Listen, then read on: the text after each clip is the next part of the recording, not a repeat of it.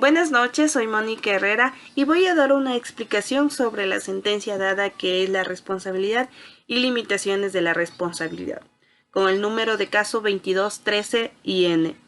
Quito 9 de julio del 2020. En resumen, los artículos 1, 2 de la Ley Orgánica para la Defensa de los Derechos Laborales, así como su artículo 7, tal y como está redactado, han sido declarados ilegales por la Corte Constitucional del Ecuador. Entre las principales reclamaciones de los demandantes se encuentran las siguientes. En cuanto al formato, se alegó que un proyecto de ley solo podía tener una materia, pero en este caso la legislación tenía un impacto inconsistente en el derecho laboral y tenía implicaciones también en materia civil, fiscal y administrativa. Además, a los demandantes alegaron que la normativa supuestamente inconstitucional vulneraba los derechos y valores. En cuanto al fondo, se alegó que estas normas, en particular la del artículo 1 de la Ley Orgánica para la Defensa de los Derechos Laborales, son violentarias de la obligación del Estado de proveer los mecanismos necesarios para una efectiva protección del derecho a la propiedad, la cual fue impactada al negar el derecho de terceros excluyentes a tener los procesos coactivos. Además, se afirma que van en contra de la presunción de inocencia, el derecho de la defensa y la tutela judicial efectiva. El Tribunal Constitucional realizó un estudio para despejar estas incógnitas sobre las normativas que entrarían ostensiblemente en conflicto a la Constitución y otras normas inconstitucionales antes de que dicha efectividad fuera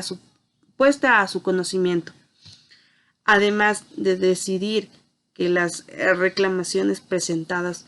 por los demandantes en relación con los artículos 1, 2 y 7 de la LODL carecen de los vicios de forma que alegan. Las alegaciones de los demandantes sobre la ilegalidad del artículo 2 de la LODL en cuanto al fondo son infundadas. Declarar condicionalmente constitucional el artículo 1 de la Ley Orgánica para la Defensa de los Derechos del Trabajo. Siempre que el tribunal interprete la disposición en el sentido que el tribunal especifica que el inciso principal de la sentencia diga que las acciones emprendidas en contra del patrimonio de los terceros al margen de un procedimiento coercitivo tienen un carácter inusual y responden a las medidas extremas que deben ser tratadas por las autoridades competentes con gran cautela y motivación. Las acciones contra el patrimonio de terceros, sean personas físicas o jurídicas, se llevarán a cabo de forma supletoria al deudor primario durante el proceso coactivo o durante la fase de ejecución de un proceso laboral. En otras palabras, la imposición de un embargo, la condición requerida de abuso de derecho o fraude de un acto jurídico debe estar presidida por una resolución ejecutiva de dicha condición. Esto ocurriría, por ejemplo, si el deudor transmitiera sus bienes mediante ventas simuladas a otras personas. Para evitar responder con ellos, por ejemplo, la administración debe haber recibido una decisión positiva en un caso anterior en el que se estableció que los activos fueron realmente transferidos con la intención de eludir sus requisitos laborales. Para el caso de abuso de la personalidad jurídica, la imposición de una medida como, por ejemplo, el embargo en contra de los bienes de los socios o accionistas de una sociedad deberá preceder una sentencia ejecutoriada dentro de un proceso de develamiento societario. o un proceso jurisdiccional alternativo. Además de aclarar que para los casos de determinación de fraude, abuso de derecho o devalamiento de terceras personas, socios o accionistas hayan sido parte dentro de esos procesos. Explique la decisión de la Corte sobre la responsabilidad de los socios cuando la administración pública debe iniciar un proceso coactivo. Hay que partir manifestando que la personalidad jurídica o las personas jurídicas, especialmente las de carácter civil o mercantil, son una organización autónoma con un patrimonio propio y capacidad de gestión distinto a sus instituciones, socios o accionistas, cuyas principales características de su estructura es la simplificación de relaciones y de impermeabilidad patrimonial. Esto último se traduce a sus miembros limitan su responsabilidad frente a terceros por las operaciones sociales únicamente al monto de sus aportes, lo cual implica que esta condición puede ser aprovechada de forma arbitraria para evadir obligaciones de toda índole, tributaria, laboral, etc. En el artículo 1 de la LODDL establece que en el cobro de acreencias por medio del procedimiento coactivo a personas jurídicas utilizadas para defraudar, se podrá llegar hasta el último nivel de propiedad que siempre recaerá en personas naturales. Esto a que por parte de la autoridad coactiva de la aplicación directa de este artículo procedería la desestimación de la personalidad jurídica o el levantamiento del velo societario. En caso de que la persona jurídica sea utilizada de manera abusiva con fines fraudulentos, lo que acarrearía un sinnúmero de violaciones a los derechos constitucionales como debido proceso, la tutela judicial efectiva, el derecho a la defensa, y se vulneraría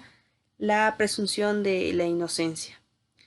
Por tanto, la Corte falla e indica de qué forma debe procesar para evitar actuaciones arbitrarias e ilegales por parte de la autoridad, determinando para la desestimación de la personalidad jurídica deberá realizarse un trámite adecuado que permita el debate suficiente y minucioso del acervo probatorio, por lo que nuestra ley contempla mediante juicio ordinario la acción de imponibilidad de la persona jurídica y otras vías jurisdiccionales alternativas, como la de la nulidad del contrato de sociedad o de acuerdos societarios ilegales o perjudiciales, entre otros. Imponibilidad de la persona jurídica. Esta figura o acción legal es la adecuada para determinar la sociedad que encubra la consecuencia de fines extrasocietarios o dicha sociedad, refiriéndome a la persona jurídica, constituye un mero recurso para violar la ley, el orden público,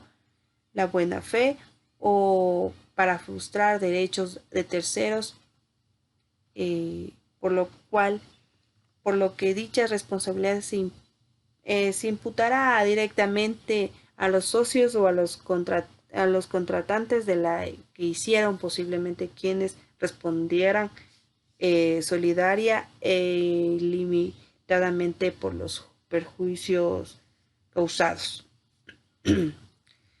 Oponibilidad a la persona jurídica al contrato contiene una limitación de la responsabilidad y la existencia de una persona jurídica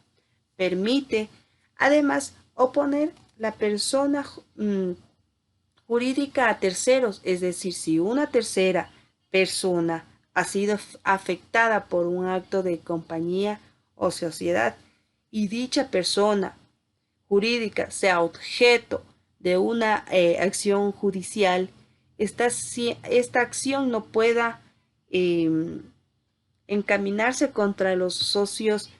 individualmente, ya que ellos podrán aplicar el principio de oponibilidad, que tiene como efecto que será la persona jurídica a la que asuma la responsabilidad en caso de existir y resarcir los daños con su patrimonio,